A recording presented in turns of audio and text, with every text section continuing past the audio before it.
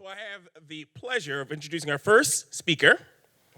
She loves to rescue and restore furniture, aka garbage diving. She's allergic to chocolate, but doesn't care. She eats it anyways and deals with the consequences. And she still dreams and counts in Spanish. Help me welcome to the floor, Lorena Scott. Oh, there you are. I'm like, Lorena? Woo! Okay, how does this work? Okay. So this morning I got into the car with a white sweater and almost spilled my coffee and almost said fuck, but my two kids were there, so I held back for tonight. So just a bit about me quickly. My name is Lorena Scott. I have been a part of 3 startups to date. Most recently, I joined Ritual, and hopefully all of you have downloaded the app, as their head of people operations. Before that, I was VP of operations for 500px, a photography community and marketplace. And before that, I was the founder and CEO of MommiesFirst. And that is my story and my fuck up today. I'll tell you that I haven't really spoken about MommiesFirst in the 3 years since we shut it down, let alone in a big group, even in a small group. So this will be therapy for me tonight. So thank you for being a part of this, I think. Okay. So the MommiesFirst story, just to kind of set the stage, it was almost 6 years ago today that I was very pregnant, 8 months pregnant to be precise, with my second boy. And I decided that it was time to do it. And by it was start the entrepreneurship journey. I had been an investor for many years and been on the other side of the table, and I wanted to be a part of the journey. And of course, being 8 months pregnant, it would make perfect sense that I would take advantage of the Canadian 1-year mat leave and test a business and see if it had legs. Everybody else thought I was crazy. I was crazy, but I was also super passionate about making a difference in moms' lives. So I had my first child, and my husband is in the audience, and he can tell you that I did go a little bit nuts. I was totally confused. I was really dazed. I lost all my confidence. And I wanted to create something, or at least be authentic about how shitty, there's another word to use, motherhood could be, especially for first-time moms. And I started writing about it at first. It was very authentic stories about like the real journey of motherhood, but there wasn't a product around it. And so at that same time, Birchbox, so for some of you who may be familiar, was a subscription box service, or is a subscription box service for beauty products, had really taken off, and I thought, wow, that's my opportunity, that's my idea. Wouldn't it be awesome to create monthly boxes for expectant moms as their bodies were changing month to month, and for new moms and their babies as their babies were changing month to month. So super relevant, very curated products for moms and babies, and deliver it in a really unique way so that the packaging was special, the cards were thoughtful. I hand signed, oh, that's so cute. I hand signed every card. I just really wanted to create this really memorable, special experience for moms and their babies. And that was MommiesFirst. And so literally 6 weeks before Alistair was born, I decided to do it. And so my first, or I guess my second baby was born in November of 2011. By the time Alistair was 6 weeks old, we had our first focus group, and moms seemed to love it. And I was like, we got something here. 6 months later, we had a really clunky site. We had over 60 brand partners who believed in our vision and had delivered free product to me. And we were shipping boxes to moms all over the US and Canada. And things were amazing. So amazing that I decided to quit my job. And the nice income that was coming in to really dedicate myself to MommiesFirst. By the second year, for any parents in the audience, we hit the terrible twos. We had lost the momentum and growth had stagnated. The Canadian versus US dollar was shifting, and our our boxes are priced in USD, and our Canadian moms just weren't interested in paying that much money anymore. And Canada Post was just Canada Post. And so by year 3, there was no birthday party, there was no celebration. I was in the midst of I had shut down the Canadian business in the midst of shutting down the US business. And I can tell you, I was depressed. I was, oh my goodness, I'm getting emotional. I was mad.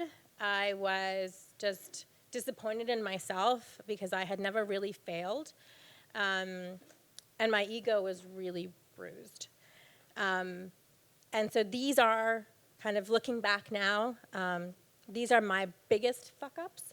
And what I would like to just share with you all so that as you go on your journey, or as you are on your journey, you can take some of these, hopefully, nuggets and use them. So, oh. Okay. Did I do it? Okay. So it's a really, really lonely path. And so my first piece of advice is don't do it alone. And I've heard horror stories of co-founders and partners, and I still would say don't do it alone for a couple reasons. One, in my experience, when you're the single co-founder or the single founder, you do everything from customer service to cleaning up the warehouse to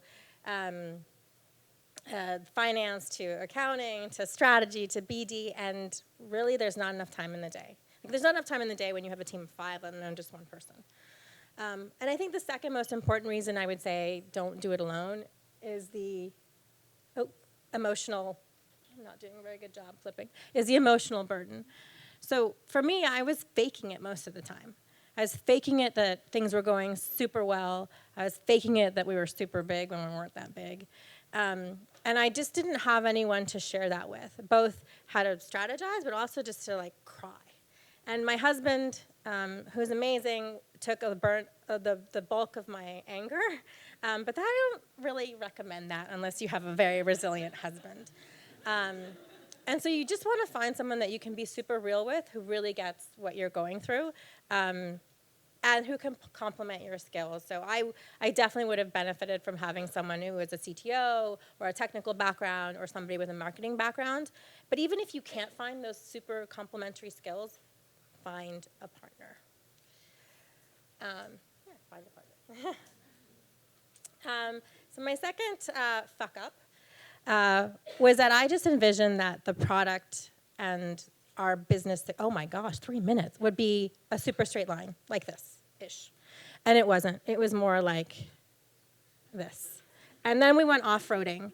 And what I really learned was I had this very specific vision for what Mommies First should look like. It should be a box. It should be monthly. Moms will buy for themselves. We have to get free product. And what I forgot to think about was the fact that I was trying to build something or create an experience that made moms feel better about themselves and gave them confidence. And it could have come in a different iteration. I just was so focused on this one thing, this original vision, that I wasn't flexible.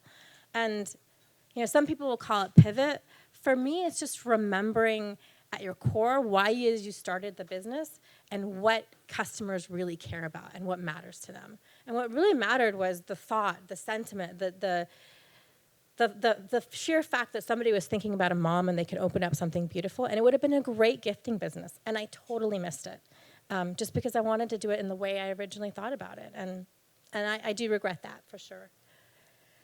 So $.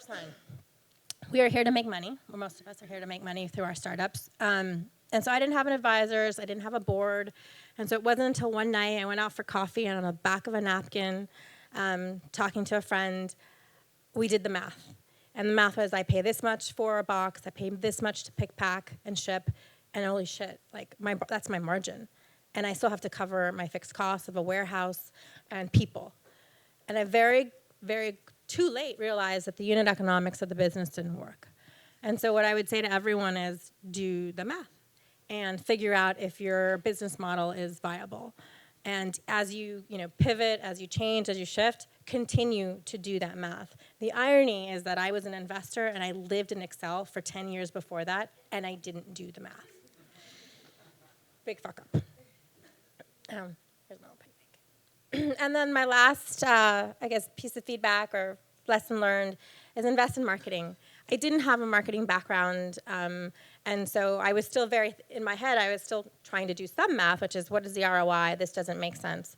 And whether you're low tech or high tech, B2B, B2C, your customers need to know you exist.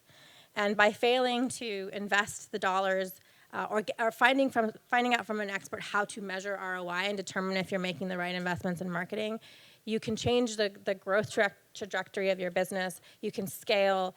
I really fundamentally never gave MommiesFirst a chance because I assumed that we could just grow at the pace I wanted it to grow by word of mouth.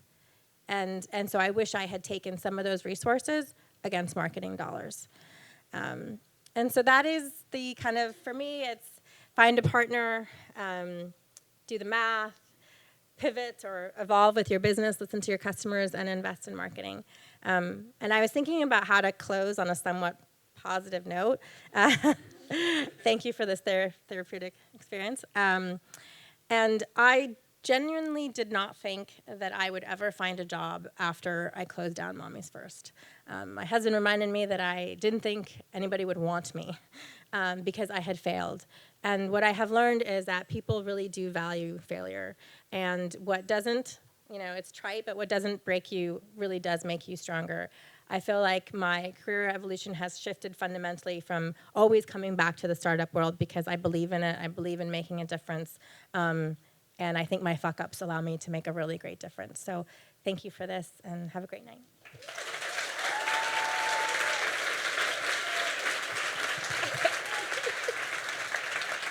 Thank you so much, Lorena. So much. Oh my goodness. I always love these stories. So don't worry, you'll have a time to ask questions, but not yet. We still have one more speaker before we go into the Q&A.